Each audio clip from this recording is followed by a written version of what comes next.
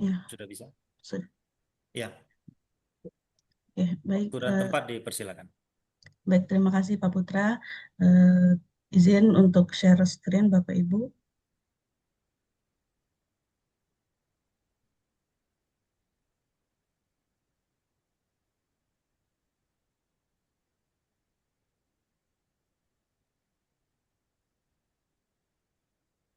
Izin apakah sudah terlihat, Bapak? Sudah, Ibu. Oke, baik. Kita mulai kelas pagi ini. Bismillahirrahmanirrahim. Assalamualaikum warahmatullahi wabarakatuh. Waalaikumsalam warahmatullahi wabarakatuh. Assalamualaikum warahmatullahi wabarakatuh.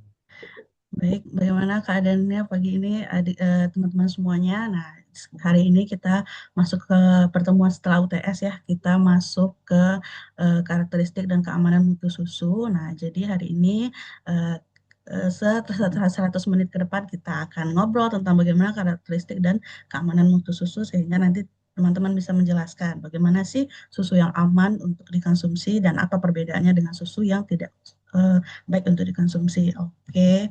Nah, sebelum kelas Ibu mulai nih materi, kita pantun terlebih dahulu. Pergi ke pasar membeli jamu, jamu diminum, badan pun kuat. Nah, selamat pagi penuntut ilmu, ayo kita belajar dengan semangat. Oke. Nah, Wabarakatuh. hari ini sebelum kita memulai materi, baiknya kita berdoa terlebih dahulu. Menurut agama dan kepercayaan masing-masing, berdoa dimulai. Ya, selesai. Nah, harapannya semoga dengan kita berdoa sebelum melaksanakan materi, mendengarkan materi, supaya Allah bisa memudahkan kita untuk menerima ilmu yang akan disampaikan, gitu ya. Oke, hari ini kita cek kehadiran terlebih dahulu. Saya sudah mengantongi nih, ada list absensi pagi ini. Nah, saya akan panggil mungkin ya 5 orang saja terlebih dahulu untuk saya ingin bertanya nih, apa keadaannya pagi ini, gitu ya. Nah, yang pertama itu ada Fauzia Noprima Okta. Nah, gimana keadaannya pagi ini, Fauzia? Apakah sehat? Alhamdulillah sehat Bu, cuma sedikit hujan, tapi sehat Alhamdulillah Bu. Alhamdulillah ya, yang penting sehat dan semangat ya, Fauzia ya. Terus Etrianto Arman, Alhamdulillah sehat Bu. sehat ya. Vika Andani, Alhamdulillah sehat Bu, hanya agak sedikit dingin. oh iya benar, memang suasananya Bengkulu sangat hujan sekarang ya Bu ya. Sering hujan mendadak gitu ya. Terus Muhammad Anggi Pratama nih, Siap, hadir Bu. Alhamdulillah keadaan hari ini cukup lumayan bagus dengan kondisi tidur yang cukup Bu. Mama. Masya Allah mantap ya. Terus Senta Rizka Aulia, Iya Bu, Alhamdulillah hari ini sehat, walaupun sedikit apa namanya agak kurang semangat ya Bu ya, karena masih habis bergadang mengerjakan tugas. ya benar. Memang itu semua adalah ya realita kita sebagai mahasiswa memang harus mengikuti ya apa yang memang dianjurkan dan diberikan oleh para dosen kita gitu ya. Mungkin hanya ini 5 yang saya panggil dan saya berharap semuanya yang hadir hari ini bisa mengikuti pembelajaran dengan baik dan dalam keadaan sehat walafiat semuanya gitu ya. Oke. Nah, hari ini nih, Ibu ada sesuatu, ada gambar figur seorang Bapak Bambang Sutantio. Nah, ada yang sudah tahu dengan beliau sebelumnya? Nah, belum ya. Kalau ini, udah tahu belum produk ini Tahu sebelumnya? Bu, Nah, Tahu Bu, pastinya mungkin sering mengkonsumsi ya kayak Cimory, yang yogurtnya, yang fresh milknya, yang apa yogurt kale yang kecil dalam paket segala macamnya. Nah, ini adalah produk Cimory gitu ya. Nah, ternyata beliau ini Bapak Bambang Sutantio itu adalah CEO dari PT Cisarua Mountain Dairy atau Cimory. Nah, di sini Ibu ada profil singkat mungkin ya dari beliau. Mari kita sama-sama kita dengarkan profil singkat dari beliau itu.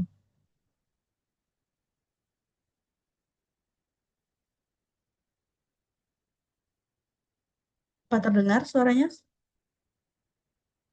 tidak Bu, tidak ada suara. Tidak ada suara Bu.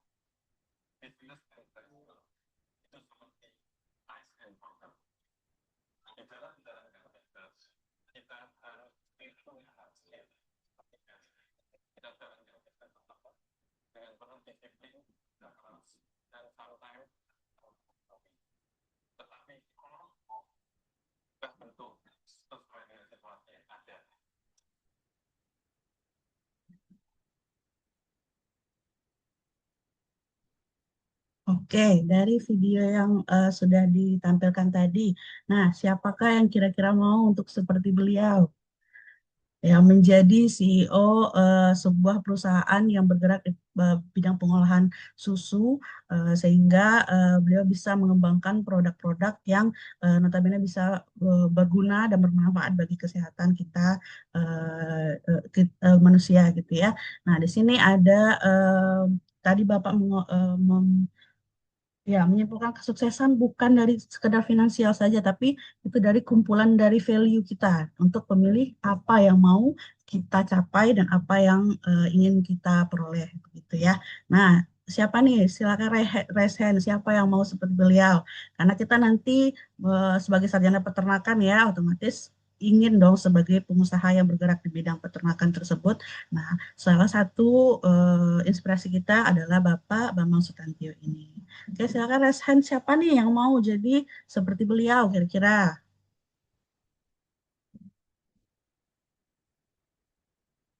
Oke, Fauzia ya, Fauzia mau seperti beliau ya. Ya, Entrianto juga mau seperti beliau, Rizka juga mau seperti ya, ya semua ya. Saya harap teman-teman bisa sukses di jalan teman-teman sendiri. Yang penting adalah kita harus memilih usaha yang mau kita lakukan, terus lakukanlah semaksimal mungkin. Oke.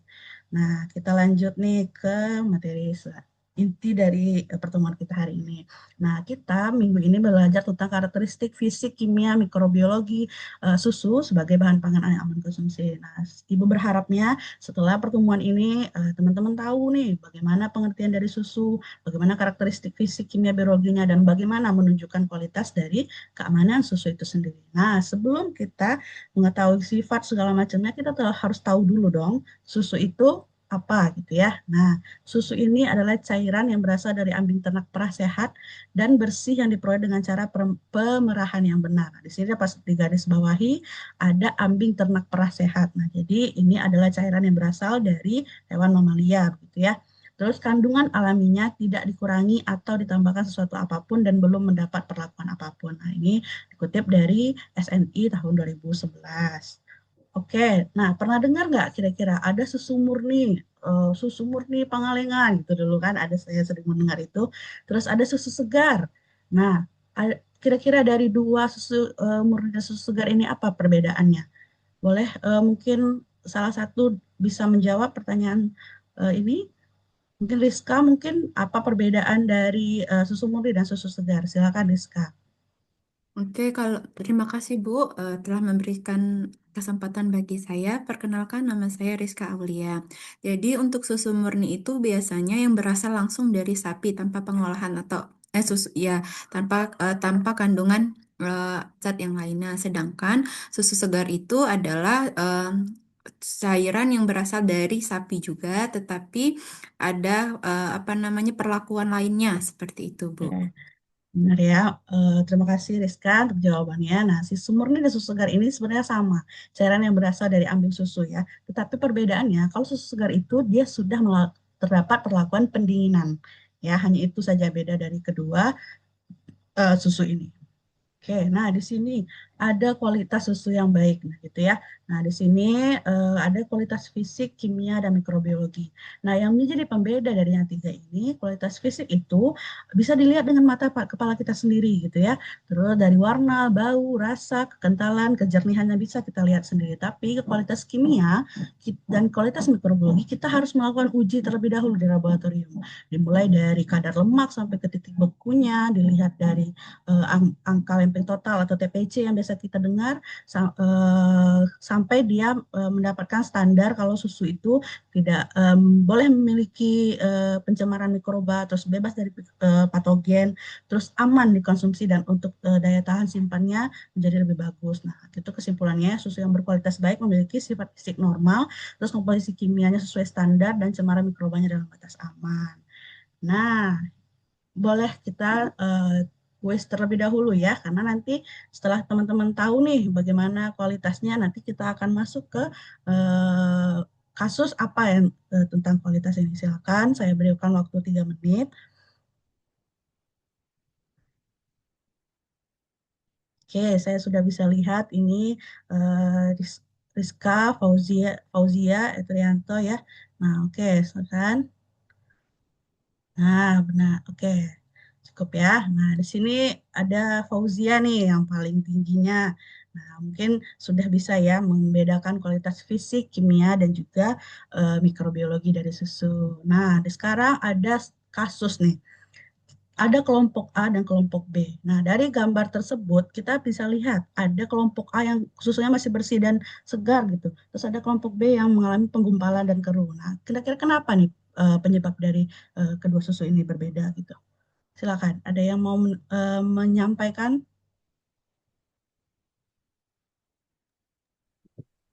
Izin menjawab, Ibu. Oke, boleh. Silakan Vika ya. Oke, Iya, Bu. Vika. Untuk kelompok A itu sepertinya susu segarnya karena mungkin disimpan di wadah yang steril, kemudian dimasukkan ke pendingin atau ke kulkas. Kalau untuk yang satunya, yang kelompok B, mungkin itu, Bu, tempatnya kurang steril atau disimpan di suhu yang tidak dingin atau di suhu ruang biasa, Bu. Oke, terima kasih Vika ya. Benar kata Vika nih. Nah, perlakuan susu yang baik itu memang harus dari mulai awal penyaringan sampai dia ditransportasikan, terus dipasteurisasi dan dicek kualitasnya. Kita harus mendinginkannya setelah kita melakukan pasteurisasi dan lanjut ke pendinginan suhu chiller gitu ya. Memang kunci kualitas dari susu itu baik. Kita lihat dari manajemen kebersihan pemerahannya dari awal, terus penyaringannya langsung didinginkan, terus menyimpannya, benar kata Vika tadi, disimpan di wadah yang tertutup dan tidak boleh ada pencemaran lainnya gitu ya. Terus kalau misalkan ditransportasi juga harus ada chiller supaya kualitasnya tetap terjaga. Terus di sini ada tadi pasteurisasi susu ya, untuk menjaga kualitasnya secara lebih lanjut. Nah, nanti dipasteurisasi terlebih dahulu. Nah, ada nih 3 metode pasteurisasi, ada LTLT, ada HTST, ada UHT ya. Ya, jadi sebenarnya semua ini bagus untuk dilakukan. Cuma kalau misalkan kita hanya standar rumah tangga, kita mau bikin sendiri di rumah. Nah, ini bisa kita pakai LTLT. Kita hanya cukup menggunakan panci saja.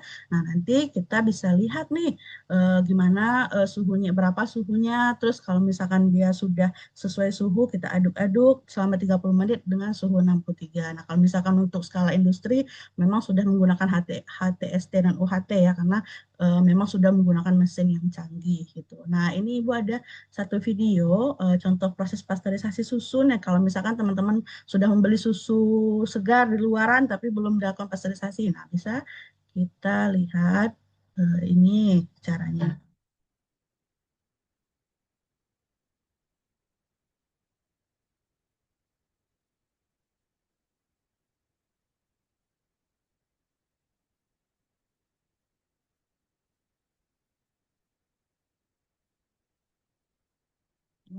Oke ya, dilihat dari video ini, kita menggunakan double double panci ya, pancinya di atas dan di bawah, yang di bawahnya itu kita kasih apa namanya air yang mendidih, terus ditaruh di atasnya panci yang berisi susu.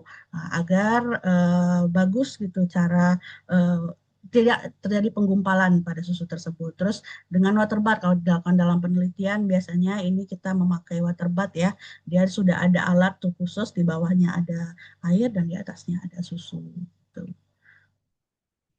Nah, dari yang kesimpulan tadi, dari gambar dua yang tadi, susu segar dan bersih, terus ada susu menggumpal dan keruh, nah dapat kita simpulkan adanya eh, perbedaan ya, dilihat dari faktor penyebabnya, dilihat dari kebersihan alat dan wadah, cara pemerahannya, penyimpanannya, dan lama penyimpanannya. Susu segar ini bersih dan disimpan dengan benar agar tetap berkualitas dan tidak menggumpal. Oke, ada yang ingin ditanyakan dulu sebelum kita lanjut ke selanjutnya? Yang ingin bertanya, Bu. Oke, boleh. Silakan. Siapa? Fauzia ya?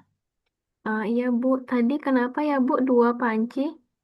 Oh, oke. Silakan. Eh, Terima kasih Fauzia. Nah, benar ya, bagus pertanyaan Fauzia. Nah, kita biasanya selama ini melihat panci itu langsung aja ke api. Kenapa harus pakai dua gitu ya? Nah, sebenarnya ini tuh untuk menghindari terjadinya denaturasi protein. Karena misalkan kalau dari api sendiri otomatis suhunya langsung tinggi dan langsung mengenai susu itu, jadi terjadi penurunan kadar protein gitu dan berakibatkan nanti kalau misalkan dia sudah dingin dia akan pecah karena terjadi denaturasi protein tersebut. Ujungnya kalau dia sudah pecah dia tidak akan bagus lagi kualitasnya begitu. Ya, ada lagi yang mau ditanyakan? Udah oke? Oke. Nah, sini kita lihat ya, mutu susu itu ditentukan oleh karakteristik fisik, kimia, dan biologinya. Ketika susu itu baik, otomatis kita harus tahu kenapa susu itu bisa baik karena memang kualitas fisik, kimia, dan mikrobiologinya sesuai dengan standar yang sudah disiapkan. Nah, ini untuk tugas individu, teman-teman boleh nanti mencari jurnal dan mereview tentang pengaruh penyimpanan suhu terhadap kualitas susu ya. Nanti silakan diupload pada Quinza Dasar Teknologi Hasil Ternak di LMS. Untuk deadline-nya itu tanggal 29 Mei tahun 2026 pukul 23.59. Nah, sekian mungkin hari ini saya cukupkan. Tidak ada yang ingin bertanya, saya akhiri. Maaf jika ada kesalahan, saya tutup dengan sebuah pantun. Hari Jumat memetik selasih, daunnya harum di dalam nampan. Cukup sekian dan terima kasih. Sampai jumpa kita di minggu depan. Oke, terima kasih. Assalamualaikum warahmatullahi wabarakatuh. Salam warahmatullahi wabarakatuh. Assalamualaikum warahmatullahi wabarakatuh. Ya, berikan Wabarakatuh. tepuk tangan yang meriah Bapak Ibu untuk Ibu Nur Azizah Ramadhani ya. Ramadanti, mohon maaf. Oh, Ramadanti. Iya.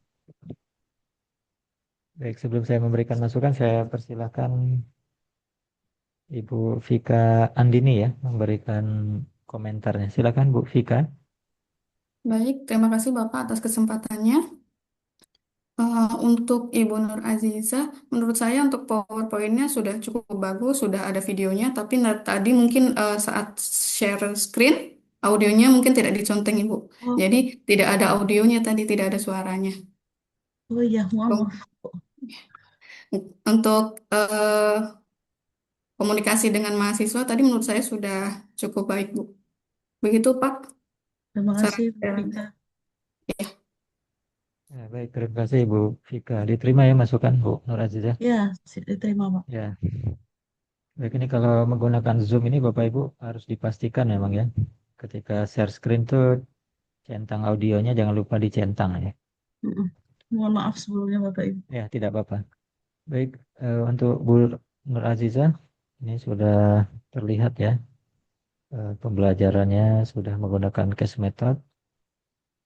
Hanya nanti memang di kegiatan intinya Bu Nur Azizah, itu diminta untuk membaca dulu. Ya, jadi mahasiswa jangan kalau langsung Ibu menjelaskan susu adalah tadi kan, itu sudah itu bukan case method itu ceramah itu berarti. Oh. Ya. Jadi jangan langsung ceramah ya Bapak Ibu. Jadi diminta mahasiswanya aktif untuk mengetahui sendiri apa yang akan dia pelajari Bapak itu dicoba dulu ya. Jadi jangan kita secara psikologi itu jangan juga ada dalam benak kita sebagai dosen anak mahasiswa ini kalau tidak dijelaskan tidak jelas jangan ya. Jadi karena ini pembelajaran orang dewasa, diharapkan mereka tahu sendiri dulu apa yang dipelajari gitu. Setelah itu kita memberikan penguatan gitu. Jadi disuruh baca dulu materi tentang tadi apa pengertian ya, kemudian apa kualitas itu suruh baca dulu Bu. Ya, baik Pak. Dan suruh baca disuruh meringkas ya. Udah itu baru tanya jawab. Nah, dari tanya jawab itu kita ya terkait dengan hasil ringkasannya tadi. Ditanya jawab dari hasil ringkasan, nanti baru oh anak-anak tadi sudah paham ya terkait pengertian susu dari 3 buku yang sudah dibaca. Misalnya minimal 2 buku lah dibaca itu sebenarnya jangan satu ya Bapak Ibu. Jadi tugas membaca itu minimal 2 buku. Dari 2 buku itu harapannya mereka bisa menyimpulkan itu, bisa menggabungkan ya dari sisi kelemahan buku yang satu dan kelebihannya apa disatukan menjadi satu pengertian yang lengkap gitu kan. Walaupun nanti disampaikan bahwa ilmu pengetahuan itu akan terus berkembang gitu. Jadi jangan juga pengertian susu itu hanya sebatas ini. Nanti bisa jadi berubah pengertian susu itu Bapak Ibu ya. Ya, segala sesuatu itu ke depan pasti akan berkembang karena ilmu pengetahuan itu sifatnya berkembang gitu. Jadi jangan juga sombong gitu ya. Jadi kita mengajarkan untuk ke mahasiswa itu jangan kita sombong terhadap sesuatu yang kita pahami. Bisa jadi apa yang kita pahami itu akan berubah gitu. Ya, tentang sesuatu. Baru tanya jawab, sudah itu Ibu baru boleh memberikan penguatan ya. Tadi sudah bagus ya, ilustrasi-ilustrasi penguatannya ada gambar gitu ya. Kemudian sudah itu baru kalau bisa diberikan kuis ya, jangan lupa nanti ada kuis ya. Jadi kuisnya sebelum diberikan analisis kasus. Nah, analisis kasus boleh juga di penguatan itu contoh-contoh kasus ya. Ya, izin ada tadi. Itu ya baru dibentuk kelompok. Nah, waktu pembentukan kelompok itu ya Bapak Ibu, baik itu case method, project based learning yang bagus itu menentukan ketua kelompoknya itu memang jadi ditentukan dulu ketua kelompoknya gitu. Jangan ditentukan kelompok. Jadi misalnya ada 4 kelompok. Nah, 4 kelompok itu kita tentukan dulu, ditunjuk dulu ketua kelompoknya. Karena kelompok ini biasanya akan berjalan dengan aktif ketika ketua kelompoknya itu bagus. Gitu. Usahakan itu biasanya di awal kita perkuliahan ya. Jadi karena kita belum tahu kan biasanya. Kalau kita belum tahu kualitas mahasiswa yang kira-kira kelihatan aktif itu yang mana itu ditunjuk jadi ketua kelas. Tapi ke depan ya harapannya semua mahasiswa itu berperan juga pernah menjadi ketua kelompok. Harapannya ya. Jadi biar belajar dulu gitu, belajar dulu yang belum pernah jadi ketua kelompok dengan yang sudah pernah menjadi ketua kelompok dan ketua kelompoknya dipilih yang aktif dulu gitu. Harapannya seperti itu. Saya kira itu ya Bu ya. Nanti di bagian kesimpulan juga diminta mahasiswa menyimpulkan bagaimana tadi ya tujuan pembelajaran yang sudah dicapai. Dan kalau bisa diberikan reward nanti Bapak Ibu. Ya usahakan semuanya nanti memberikan reward lah kepada para mahasiswa di real teaching nanti lah. Kalau di Zoom ini kan agak susah ya, rewardnya paling tepuk tangan yang meriah gitu ya, reward yang sifatnya tidak benda ya, yang verbal ya dalam bentuk verbal. Nanti kalau real teaching yang sesungguhnya harapannya rewardnya bervariasi, ada yang bentuk verbal, ada dalam bentuk misalnya tepuk tangan ya, tepuk tangan yang meriah. Udah itu misalnya ada kalau ada siswa yang sangat apa ya antusias belajar itu kalau misalnya cewek bolehlah ditepuk pundaknya selamat misalkan. Tapi yang cowok jangan ya. Iya. Sesama cewek yang cowok jangan. Yang cowok juga ke cewek jangan ya. Nanti dikasuskan nanti. Nah, usahakan juga nanti yang kelompok itu diberikan hadiah lah, dibuat di rumah gitu ya. Kardus yang agak besar tapi isinya misalnya hanya berapa pokoknya yang inilah, yang murah meriah aja gitu kan. Siap. Karena itu salah satu indikator yang bikin apa ya? Kita nanti dirindukan Bapak Ibu. Itu. Wih dengan Bu Nur Aziza, wih dengan Bu Fauzia, Pak Etrianto misalnya, Pak Muhammad Anggi, Bu Rizka, Bu Vika, ini punya hadiah khusus, Bu, hadiah-hadiah. Jadi semangat mereka masuk kelas itu. Mau mengejar hadiah, tapi hadiahnya yang sederhana aja, jangan yang ini ya, yang sederhana gitu kan. Modal cuma apa ya, karton misal dibuat gitu kan, buat kotak-kotak kayak gitu. Modal itu aja lah. Tapi saya yakin itu menjadi dosen yang dirindukan. Kalau udah jadi dosen yang dirindukan itu anak-anak juga semangat gitu ya.